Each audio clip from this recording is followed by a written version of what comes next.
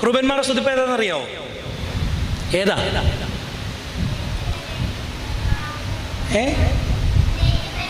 എൻ്റെ പൊന്നു മക്കളെ, നിങ്ങളുള്ളത് കൊണ്ട് ഈ വലിയ പുള്ളികളൊക്കെ ഇങ്ങനെ ഇരിക്കുന്നു. കുഞ്ഞുങ്ങൾക്കറിയായിരുന്നു കേട്ടോ. കർത്താവിൻ്റെ ബഹുമാനം തൽസ്ഥാനത്തിൻ്റെക്കും. ഞാൻ ഒരു അവിവാഹിത പട്ടക്കാരനായി എല്ലാ യാമങ്ങളും നിർബന്ധിതമായി, ചിലപ്പോൾ മടിയൊക്കെ വരാറുണ്ട്, നിർബന്ധിതമായി നടക്കുമ്പം എന്നെ ഏറ്റവും കൂടുതൽ ത്രസിപ്പിക്കുകയും സന്തോഷിപ്പിക്കുകയും ചെയ്യുന്നൊരു ഭാഗമാണ് ഇത് പ്രാർത്ഥിച്ച് കുമ്പിടുന്ന സന്ദർഭം. അതിരാവിലെ എഴുന്നേറ്റ് പിതാക്കന്മാരെ പ്രാർത്ഥിക്കാൻ ക്രമീകരിക്കുന്നതിൻ്റെ ഇടയ്ക്കിടയ്ക്കിടയ്ക്ക് പറയുകയാണ്, നിങ്ങളുടെ പ്രാർത്ഥന വളരെ ലെങ്തി ആയിരിക്കണം. അതിനിടയ്ക്ക് പറയേണ്ടുന്ന ഒരു പ്രാർത്ഥന ഇതാണ്: കർത്താവിൻ്റെ ബഹുമാനം ആരോടൊപ്പം ചേർന്ന മാലാഖമാരുടെ വൃന്ദം ഘോഷിക്കുന്നത് പോലെ നിങ്ങൾ ഘോഷിക്കണം.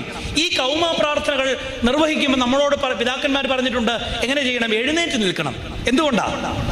കൗമ എന്ന വാക്കിനും കെന്ത എന്ന വാക്കിൻ്റെ റൂട്ട് വരുന്നത് ഉയർത്തുക, എലിവേറ്റ് ചെയ്യുക